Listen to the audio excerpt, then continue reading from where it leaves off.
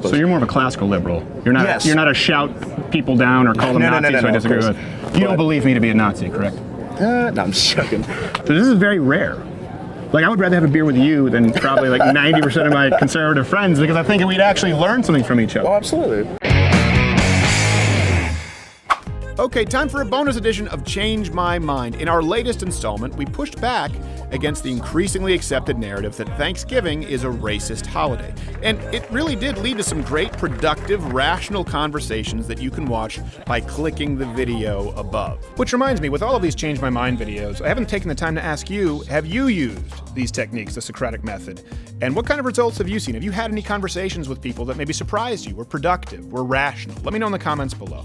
As always, however, we did have those who were less enthused about the mere idea of us being there. Oh, the origin's definitely, it's a little skewed. Be thankful and everything, but like the origins of Thanksgiving, like that's not something to celebrate. More or less kind of founded upon genocide, slavery. I think you people have worms in your brains. Elaborate. Period. Worms are eating them, so you cannot think. Whiteness is a cancer and parasitic to society. Wait, what is a cancer? What is cancer? Wait, what? White people. White people are cancer. Yeah, as a do you think Thanksgiving is racist? Cállense la verga. Do you think Thanksgiving is racist? I do, and it is. White people are cancer. I hope y'all know. It's sad when they don't sit down. You never know who you miss. You never know who you miss, which is why I wanted to set this conversation with Phil, a self-identified classical liberal, aside as its own video to show you just how great a conversation reaching across the aisle can be. What's your name, sir? Phil. Phil, nice to meet you, Nice Phil. to meet you. All right, I don't know if you're familiar. Do you want to wear the hat? I will wear the hat. You will? I will. Give it up for Phil wearing the hat. You got a big noggin. I have a big head too. Yeah. Do you have a hard time finding hats? Yeah, I was very rough as a child. That one size fits all is bullshit, isn't It's it? so bullshit, dude. I had the same thing. I had a pair of Goosebumps boxers as a kid. I don't know if maybe you're too young. I'm Do you familiar, remember I'm Goosebumps? familiar. Oh, yes, So the sir. book came with a pair of glow-in-the-dark boxers. Yeah. I was a fat little kid. It wasn't one size fits all Too at all. rough, yeah. Also, huge pecker. So, that was the real problem. Yeah. What was your name again, sir? Phil. Phil. Okay, Steven. Sorry, single syllable names are hard for me. So I don't know if you're familiar at all with the show, what we do. I'm somewhat familiar. Okay. So today we've been talking about this. I'm sure you've obviously heard some of the controversy. It happens with Columbus Day, and a lot of people want to remove Thanksgiving. No, of course. From even the list of nationally recognized holidays because they believe it's racist. I do not believe that's the case. I think Thanksgiving is a wonderful holiday. I think it's arguably the most inclusive holiday that we have. Gotcha. Has done me good, will do me good. God bless it. That's an Ebenezer Scrooge line from his little nephew there. And happy Thanksgiving to you. Before we get to changing my mind, what are you most thankful for? I am probably most thankful for my wonderful mother. She did a lot for me growing up. Yeah. And she was a single mother for a long time, and then she got a wife. So yeah, she's a lesbian, which is But she definitely did well for what she had. Was she a lesbian when you were young? She was actually bi, so she married my father. Okay. And then they got divorced, and then she found herself a very wonderful wife. And did she always know she was lesbian? No, she did not. So she found it out later. Well, she's bi, so. Okay. Did she always know she was bi? No, she did not. So. So was it? I'm only curious because was it after the divorce where she Yes, then it was. realized, It like, was. experimented? And wow. It was. I knew a guy who was married and then she left and she became a lesbian. And I'll say wow. this, he was devastated. It was hard to know because there's a lot of sort of internalization. Yeah, I don't of know course, if of course. But he thought, like, what did I do wrong? Exactly, yeah. Just turned out she was a lesbian. Yeah. You know, you didn't do anything wrong. Okay. Sorry, we've gone off on a tangent. This is what happens when I've been sitting down for hours. I bet. And my hat's a little too tight, again, because of the one size fits all. So what do you disagree with here on the premise, and how would you like to change I my do mind? agree that it isn't racist, but I feel that Thanksgiving is very much more ignorant, and I would say it isn't inclusive, though we tried to be inclusive. Okay. That's my side of the argument. How so? First off, I'd like to say that, of course, this was all around 1617, 1621, but Thanksgiving actually didn't become a national holiday until about 1863 from Abraham Lincoln. But this comes very much after, say, the 1830, the Indian Removal Act, and basically our deep history with Native Americans. And of course, they've had their, the wars and the conflicts between them, but we've also had our conflicts with them. Right. But then, so I just feel that when we gloss over that kind of stuff, when we just make it a national holiday, years afterward, and then when I go back to my elementary school days, I just remember being in the cafeteria where half the class is dressed up as pilgrims and half of us are dressed up as Native Americans, and we don't really learn anything about it. We sort of just hold hands and sing Kumbaya. Right. And then I just feel that though it may not be racist, I'd say that the background that comes with it is very much unexplained, especially at an early age, and that I say that it shouldn't be canceled as a national holiday, but I feel that the awareness of the people is very low than what it probably should be. Okay. I actually appreciate that. Now, see, I was raised in Canada, and Gotcha. Canadian Thanksgiving is silly. It's not really a real thing. It was in October, but I'm sure, as you know, it seems like your history buff. You remember George Washington wanted to recognize it as a holiday. Yes, I think October he did. 4th, and Absolutely. Jefferson didn't want to celebrate it. And when you said, actually, that you were going to go to the fact that it wasn't an actual holiday, I thought you were going to go to what's often taught in schools, the Winthrop letters, where there was a war with the Pequods, and people try to conflate that sometimes and say, well, look, he had it's like, well, that was Thanksgiving for victory in battle. It wasn't at all the same. So we both do agree that it was the 1621 initial feast gathering, absolutely. and that Abraham Lincoln was recognizing that as a symbol of unity. Right, yes. Yes, okay, so we both agree on that, and I want to be very clear. I don't disagree on anything else that you presented regarding the Native, I would say Indians removal, but Native American removal. Right, Like, one thing, this is a good example. I can't, if I say my favorite Richard Pryor album is, I can't say it. I can't say the N-word in his album, so we can't even talk about the Indian Removal Act. Right, exactly. I have to say Native American Removal Act anyway, so if I offend you, or let's just assume that we get the wrong words here. Gotcha. Now, that being said, being from Canada, I only learned about the evils of colonialists. Gotcha. And most people who sit down today with me, I said that's what they've learned here. As a matter of fact, none of them were aware of a lot of the barbaric practices from Native Americans. Not a single one knew that they hadn't domesticated horses. Not a single one knew that they didn't use the wheel. And of course, right, you watch the Disney film, you see, Pocahontas or any, you see them on horseback culture, right, with the bow and arrow, almost every painting that we see. As a matter of fact, I think it was at HuffPo where they were saying it's time to change Columbus Day to Indigenous Peoples Day, and it showed a Native American on a horse with a bow and arrow. So I see much more misinformation going the other way. But I do think that it's important to delineate between the fact that we are celebrating Thanksgiving, a very specific moment in time, where they feasted together and they relied on each other, right? The natives and I'm going to butcher the name, but the Wampanoag is how I think it. But someone else corrected me and said it was like Wampanoag, and I was like, oh crap, I've been saying it wrong. There you go. But the early settlers and the Wampanoags, they lived peacefully, and it was for 50 years. And I think that's a good thing. And I think it's a good thing that Abraham Lincoln, even after all of the misdeeds that were committed, and I think some of them are misunderstood, that it was a good thing to try and create a unifying holiday for people to be thankful in the United States. And I think the danger in what we see, and I don't think that you're suggesting this, but saying, okay, yes, this was a good holiday, but bad things happened afterward, therefore we need to attach this to the holiday, sets a really bad precedent because you would have to do it with every single holiday. Right. So that's where I'm feeling. So like, you're absolutely right that people do connect it, but I feel that the reason that we do that is just because we're so misinformed. So I feel that what I've been saying is that one side says like, yeah, of course we had the barbaric stuff, and then like you were saying, I was hearing you when I was over there, I heard you saying like, well, they did awful stuff to each other, and we basically just subjugated, and then that helped other tribes, and et cetera, and it's like, and you're right, but I feel that. And I hope you understood, you heard that I was saying, I certainly wasn't saying that we are Western Europeans are blameless absolutely, at all. No, right, exactly, but it's just like, the fact that we did these kind of things, and then so I feel that when we have one side that doesn't connect it at all, we just feel like we just have the unitary, like, yeah, we're all friends for 50 years, blah, blah, blah. Right. And then the other side, it's like, no, they're absolutely 100% connected.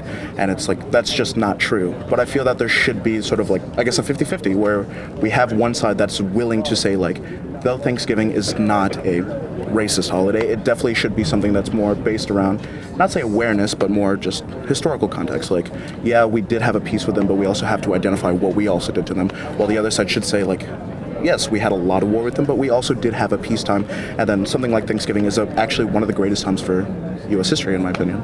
Oh, okay, well, good. So you agree on that specific date, Thanksgiving is one of the greatest. Yeah, 1621. Right. The reason why I feel like it's so controversial is that there's actually no written history of an invitation straight to the tribe as well. Hold on a second. I'm going to correct you. That is semantics, because we actually have not only written documentation, we have the list of attendees, but we have the list of attendees of the settlers. Now, for the same reason that we have basically a written contract of the purchase, I talked about this earlier, of Manhattan for 60 guilders, Native Americans didn't keep records. So even though there was no official invitation, they wouldn't have been able to sign on it anyway. Exactly. But there are plenty of records that they were there. I'll put it this way. Do either one of us dispute that Native Americans feasted with those settlers? I do not dispute that. Okay, so that's kind of a semantics game, but for me it would just be like how it appeared. Was an official invitation sent out, or was it just more of like they just walked in and they were welcome? So it's just that's where my from what I understand, and it seems like you might know more about the history than I do here. There were in celebratory sort of like warning shots using their armaments, and so what happened was that, hey, what's going on? And then they realized that they actually were just celebrating. Exactly. And then at that point they decided to celebrate together and feast. So it wasn't necessarily planned like like a formal dinner invite. Gotcha. But there was concern, right? They were leery, obviously. They're going, who are these new people in the New World? And then they feasted together. I don't know if you've read that. I've read some parts of it. Yes. So, and I do. And I appreciate that you're being straightforward about that, because you'll have a lot of professors who say, well, there's no written invitation, therefore it didn't happen. There's so much document, but there's not a written invitation saying that they were there, and right. So yeah, and so list of attendees. It's more of like, even though they're not, might not be 100% evidence, it's likely, most likely, 99%. What's your ancestry yourself? What are you? I am half Filipino, then half white. So you're half Filipino, Italian, half and Polish. And you could go either way. Right, because exactly. Filipino, that's what my guy, or is he Quarter Black Garrett? People think he's Mexican all the time. Yeah, exactly right. His dad looks really black, and then he looks really white, but sometimes people think he's Mexican. But the reason I say it is because, let's say, and I think sometimes we overcomplicate history, and this isn't even, I think this is one of the most interesting discussions to me, but I know no one else is going to be interested in this, so we can just talk about this. It's a wonderful discussion. Let's say, I'm trying to think, let's say right now you had some kind of a gathering. Let's say we had a gathering, right? Of course. And people came from, I'm trying to think of some kind of a tribe that maybe has been untouched by the modern world. Whatever it is, let's say people came in with very, very complicated, let's say people from Dagestan in Russia, right? And there's no way we could pronounce their names, and they weren't able to read or write. Gotcha. Right? And we're going, okay, so we had a dinner, so Phil? I'll say Phil is here, Stephen is here, and the guy goes, and you're like, I don't, and he goes, sign, and he goes, I don't know how to sign, and you go, all right, we're going to mark that down as 1. Gotcha. So they had the names of the settlers, and they had a general attendance record of how many natives were there, but let me ask you, like, how would you, this is something I often think about, well, I go, well, hold on, so let's think about that logically. How would you mark it down if you didn't speak their language, you couldn't pronounce their name, and they couldn't read or write? For me, I would just do sort of descriptions. Yeah. So that's what I would probably description do. And a line, number. If you had plenty of paper, it'd be like tall guy, color hair, et cetera, et cetera, et cetera. And this is going to sound like racist, but let's be honest, that to the settlers, they looked very similar. Right, exactly. They were generally the same height, black hair, brown eyes. So it would just be the same description 40 times. Let's say they're like Filipinos. If I go into a Filipino restaurant, right, and they go, okay, I want you to write down for police sketch artists every person here, and it could just be because I'm white, I would go like, all right, relatively short, athletic build, brown hair, darker skin, brown eyes. It'd be a very repetitive. So I would just write down 16 Filipino guys. Yeah, exactly. And I think sometimes people take this sort of absence of specific evidence to then, and you have professors, which is really irresponsible, using that as evidence of absence, that it happened. And the preponderance of evidence, it seems like we both agree on this. Of course. Which I appreciate, but... For me, when I look at absence of evidence, I just like it to leave it, I wouldn't say, I like to leave it open, I guess you could say. Right. I'd say like I would look at the more likely cause, and I would assume that the most likely reason would be the correct reason. Right. And until other evidence would appear. Right. But when I just have that absence of evidence, I just look at it as what's more likely. And I think that happens a lot when you look at Native American history with their relationship with the early settlers. I mean, not only did they not speak the same language, not only did they not communicate the same way, but the way they viewed women, the way they viewed nature, the way they viewed property were very, very different. Oh, absolutely. And so sometimes people go, well, they tried to steal this land. They go, well, hold on a second. What, if they just wanted to steal the land and they had guns and horses, it'd be easy. Why did they just steal their land? Why did they pay so much? And we have records of shipfuls, right, being given. They obviously were under the impression that they were purchasing this land. But when you're purchasing land from someone who doesn't understand the concept of land purchasing, and they come back in, you're like, it'd be like you buying a house from me selling it to you, but me thinking it's a lease, and then me walking in on your house 2 years from now, I'm like, okay, I'm coming back, and you shoot me. I'm like, what the hell? You're like, I don't remember you. Exactly. A lot of that happened with those early relationships, and unfortunately, in academia, it's chalked up to genocide or racism.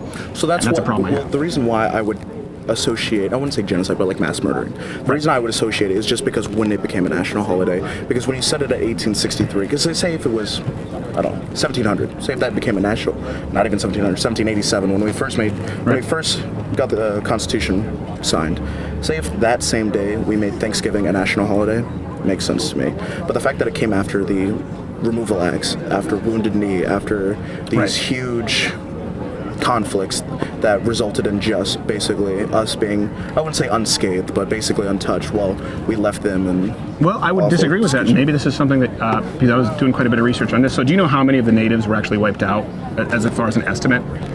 Gosh, I mean, I know it's less than what people assume. It's about 50%. Yeah, but do you know how many of the settlers are estimated to have been wiped out during those wars? It's a higher amount. 30%. There you go. So if you think about it, like at that point, you can look at the Indians Removals Act, the Native American Removals Act, and go like, well, it's just because they hated them. Or you can also look at it and go, well, hold on a second. Even though it was a one-sided war, No, of course. at that point, by the way, they had guns. Especially with the raids that they did on Detroit back in the day. Yes, a lot of Native American names in Detroit. Sometimes where you just like, well, what is this? You'll have like O'Connell next to like Massapequa. You're like, it's just this weird blend. But I think it's important to note that a lot of people don't realize that because genocide. I was talking with a lady here who was a Jewish lady. It was genocide. Well, how many SS, how many Gestapo, how many Nazi officers were killed by Jews who were in internment camps? Maybe a couple of them like accidentally knocked over an armoire and killed them, but certainly not 30%. These were wars that went both ways. And by the way, so what would your definition of mass genocide be? Just wondering. Yeah, mass genocide would be the proactive approach setting out to eliminate a people based on particularly race, creed, or religion. Okay. And I don't think that happened. By that definition, then no, it did not. Because if you talk about Indian Removal Act or Native American Removal Act, technically it wasn't elimination, it was just push. Right. It was just push. Getting them out of the way. And again, some of that goes back to disputes over sort of land rights as well. To oversimplify this idea that we came in and just said we're pushing you out. Well, hold on a second. That doesn't really, you can't really juxtapose that with the idea that we're really the first nation to create reservations where they have particular rights that nobody else does, where they can have casinos or not necessarily pay the same in taxes. Like that doesn't really kind of jive with what people think the Indians Removal Act. Doesn't mean that it was right. No, of course. But I think, let me ask you this, because I'm curious, since you're a reasoned person, and I think it's a productive discussion. You go to UT. I do, yes, sir. How much of this do you think people are taught in classrooms? I would presuppose, especially based on my experience here, that most kids learn of the evil of colonialist settlers, and that there was this peaceful horseback Native American culture, and that we came, conquered it, and committed mass genocide. How much of that is taught versus what we're talking about right now? Would you, by your estimation, totally opinion, speculation here at school? No, of course. If you're talking more of just like, because of course not everyone is a history major or something related to that subject. If you're talking about just basic classes to get requirements done, I'd say probably about 90 to 95%. Okay. But then when you take those history-based classes where it's specific for a major, then you'll start seeing these histories. I was very fortunate, as through middle school actually, I had a Texas history teacher. Okay. But honestly, his class was the hardest class I've ever taken in my life. Harder than classes I'm taking now. Because he made you rationalize your position and absolutely everything. Yeah, so I had a teacher like that. that too. I'm liberal leaning. When it comes to this stuff, I would love to see. I wouldn't eliminate the holiday, but I would love to see more history, I guess, to be more exposed. So you're more of a classical liberal. You're not. Yes. You're not a shout people down or call them Nazis. So I disagree with. You don't believe me to be a Nazi, correct? No, I'm just joking. But no, I appreciate that. But I was very lucky because he basically, even though we're Texas history, he started at the year 811. Yeah. And then worked his way up, and then he would even talk about, And were you born and raised in Texas? Yes, sir. Born and raised in Austin, actually. Oh, okay. So you know what? I think you and I probably have a very similar story, and that if you would have been raised in Canada, like you'd probably be a conservative, and maybe if I were raised in conservative Texas, I would have been more liberal for a season. I do believe that logically I would have come back to the right just because I believe that it is the correct side as far as legislation. I believe, exactly. But I think that having a teacher who taught you to think critically, and you were probably steeped in deeply Southern Christian conservative culture more so, thinking critically. Yeah, my family was very much not a Christian family, very much, because especially with her being a lesbian, right. It wasn't a very good connection. And then also my parents are also deaf, so we've also both are deaf. Yes, sir. Oh man. So it was just a lot of conflict with both, with religion, with ideas of curing and So you were a smart guy who thought critically and probably would it be fair to say naturally inclined toward a more contrarian point of view? I would say so. Because that was me in Canada. Gotcha. And in Canada, we don't have a conservative. Well, in Quebec anyway, we have liberals and liberal separatists. Yeah, right. And so I would sit there and I would learn about how bad America was. So I was just being taught about how evil the settlers were, and how much more peaceful the founding of Canadian history was. And I'd be like, well, hold on a second. That's because you still have the Queen on your money. They fought off the royalty. Right, that's kind of a big deal. And so I do think there is a byproduct with intelligent people naturally going against the grain, taking the contrarian viewpoint. Which for you being raised in a more conservative Christian area, I was very resulted in you being more liberal, but a classical liberal, which is probably why I'm more of a classical conservative in that I'm not, like what people would call, I don't even know what they call now, like alt-right or whatever it is. Right, exactly. So this is very rare. Like, I would rather have a beer with you than probably like 90% of my conservative friends, because I think we'd actually learn something from each other. Oh, absolutely. Well, your name was Phil? Yes, sir. All right, Phil. Well, thank you. This is probably going to go separate, not in the Thanksgiving thing, because I think it was more, just more. This is almost philosophizing. Thank you, man. Hey, give it up for Phil. This is fantastic. Good man. Can I get that picture? Absolutely. I thought you were going to take the picture. At first, I would say after, because sometimes people take the picture and then like try and give me a wet willy. So I was like, I don't know you yet. So, all right, good. Thank you, Phil. Thanks, brother. God bless.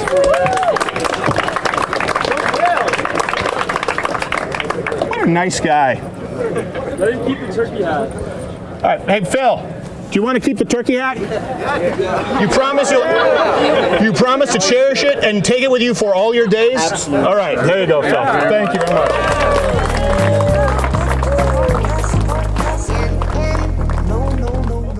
Hey there, YouTube viewer. If you like this installment of Change My Mind, click on one of these other installments, Playing in a Box. It's the only way you can find it, because if you search it, it may not show up because it's controversial, and YouTube wants to discourage that.